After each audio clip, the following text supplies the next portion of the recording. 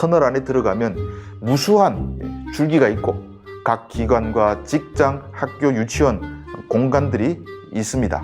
이 많은 터널을 무슨 수로 붕괴시킬 수 있을까요? 여러분 안녕하십니까? 미국이 6월 21일 이란의 포르도 지하 핵시설에 12발의 GBU-57 벙커버스터 폭탄을 투하하자 많은 언론이 북한을 떠올렸습니다. 김정은도 공포에 떨 수밖에 없다는 것이 대다수 언론의 분석입니다. 물론 북한은 핵무기를 이미 갖고 있기 때문에 미국이 이란처럼 사용할 수 없다는 이유도 빠질 수 없이 곁들였습니다. 일리가 있는 이야기입니다. 북한은 2022년 9월 핵무력 정책법을 발표했습니다.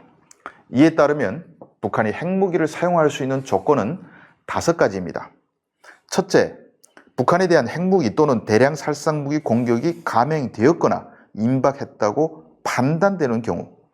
둘째, 국가 지도부 등에 대한 적대 세력의 핵 및 비핵 공격이 감행되었거나 임박했다고 판단되는 경우. 셋째, 국가의 중요 전략적 대상들에 대한 치명적인 군사 공격이 감행되었거나 임박했다고 판단되는 경우. 넷째, 유사시 전쟁의 확대와 장기화를 막고 전쟁의 주도권을 장악하기 위한 작전상 필요가 불가피하게 제기되는 경우.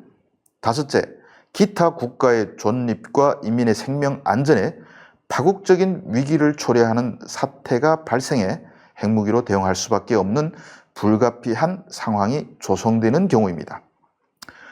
북한의 핵사용 교리는 가장 공세적이고 급진적인 핵 독트린이라는 평가를 받습니다. 임박했다고 판단되거나 전략 대상에 대한 공격이 진행되거나 기타 불가피한 상황 등이 언급되어 있지만 한마디로 자의적으로 판단해 쓸 수 있다는 뜻입니다. 김정은 참수 작전은 당연하게 핵 보복 대상이 됩니다. 다른 핵 보유국들도 약간의 차이가 있지만 비슷한 핵 교리를 갖고 있습니다.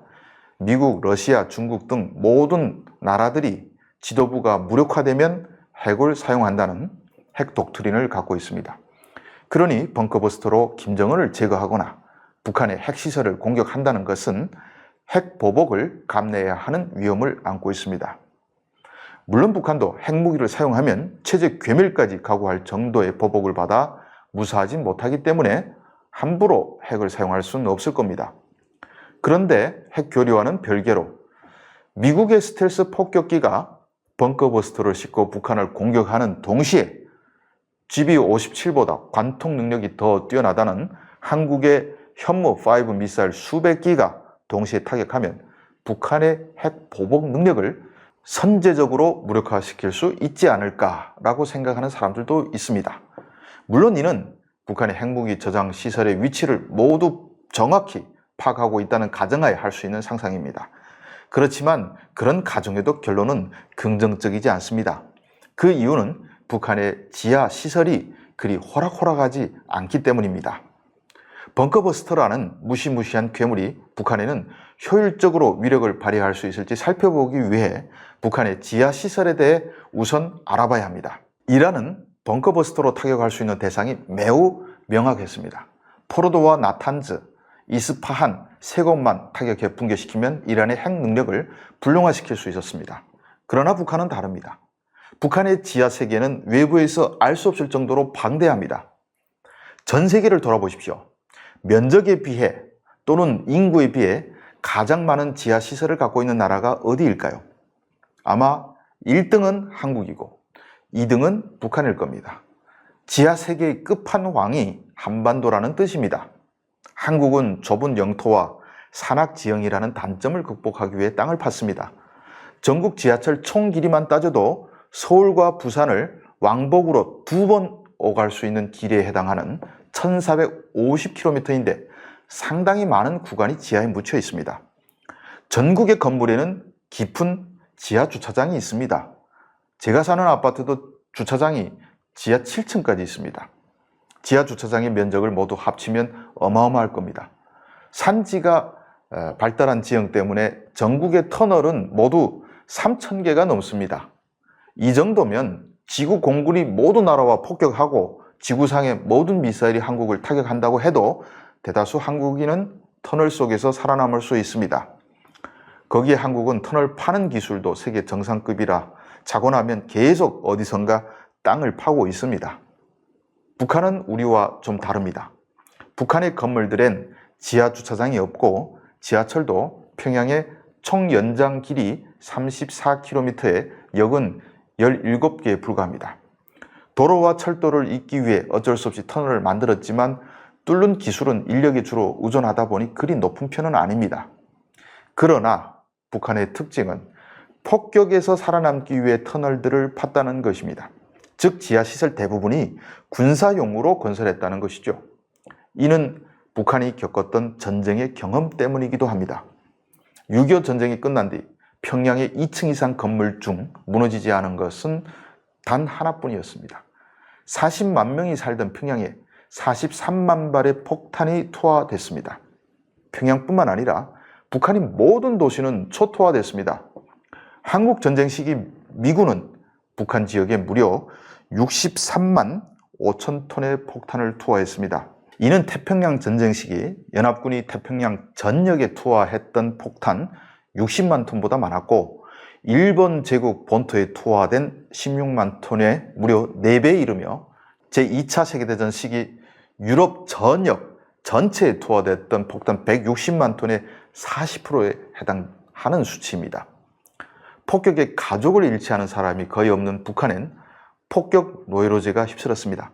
그래서 전쟁 시기는 물론 전쟁이 끝나도 파고 또 팠습니다.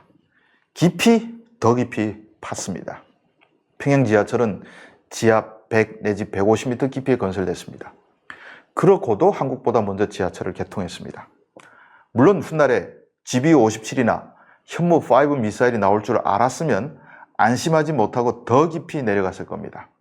평양뿐만 아니라 각 도시와 군들마다 지하철은 없어도 방공호들은 든든하게 지어졌습니다. 벙커버스터에 당한 이란이나 팔레스타인과는 달리 북한은 원래 산악지형이다 보니 높은 산을 파고 들어가면 됐습니다. 결과 1970년대 후반쯤 북한은 전쟁이 나면 모든 도시가 굴속에 들어갈 수 있게 완성됐습니다. 그냥 대피만 하는 것이 아니라 전쟁이 벌어지면 터널 안에 들어가 일상생활도 가능하게 지었습니다. 터널 안에 들어가면 무수한 줄기가 있고 각 기관과 직장, 학교, 유치원, 공간들이 있습니다. 군수공장은 애초에 폭격을 당할 것을 감안해 지하에 지었는데 주로 산지가 가장 험준한 자강도와 평남북도에 몰려 있습니다. 이 많은 터널을 무슨 수로 붕괴시킬 수 있을까요? 미군이 보유한 벙커버스터 수량은 이란 폭격 전에 약 20개로 추산됐습니다. 이 중 이란에 14발을 썼으니 몇 개 남지 않았을 겁니다. 물론 필요하면 얼마든지 또 만들겠지만 GBU-57의 가격은 400만 달러, 약 50억 원으로 추정되니 무한정 만들기엔 너무 비쌉니다. 한국의 현무5 미사일도 1기당 100억 원 이상으로 추정되며 연간 70여 발까지 만들 수는 있지만 가격이 비싸 한국군은 200기 정도를 보유할 계획이라고 합니다. 이 수량으론 어림이 없습니다. 벙커버스터가 가장 필요하면서도 또 한편으로 보면 가장 힘을 쓰지 못하는 곳이 한반도가 아닐까 싶습니다. 그렇다고 해도 정말 중요한 곳들만 타격하면 효과가 있을 수는 있을 겁니다. 그런데 우리가 중요한 곳은 북한 역시 중요하다고 생각합니다. 북한에서 중요한 곳들이 어떤 곳인지 오늘 다 말하기 너무 길어서 이건 다음 시간에 마저 말씀드리겠습니다. 시청해 주셔서 감사합니다.